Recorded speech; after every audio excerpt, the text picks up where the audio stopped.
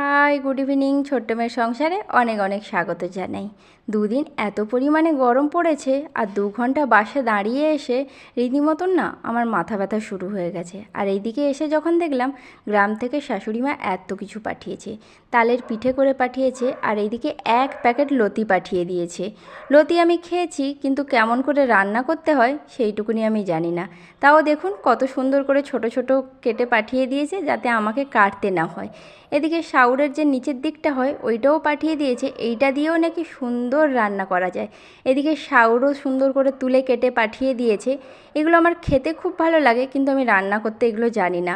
এদিকে আবার তিলের নাড়ু পাঠিয়ে দিয়েছে, কাঠি ভাজা পাঠিয়ে দিয়েছে। এদিকে আরও পাঠিয়ে দিয়েছে চাল ভাজা, ঝাল ঝাল মিষ্টি মিষ্টি চাল ভাজা। চাল ভাজাটা পেয়ে তো আমি ভীষণ খুশি জানেন।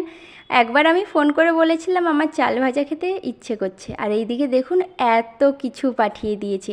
এইদিকে তো লতি টতি আমি রান্না করতে পারি না, জানি না ওইগুলো কি করে রান্না করব, কিন্তু এত কিছু যে পাঠিয়েছে আমার জন্য সেইটুকুনি দেখে এত সময় যে আমার মাথা ব্যথা করছিল, রীতিমতন মাথা ব্যথাটাই গায়েব হয়ে গেছে। আর ভাই গ্রামে গেছিলো, ভাইও যে আমার জন্য এত কিছু নিয়ে আসবে সেইটা আমি ভাবিনি।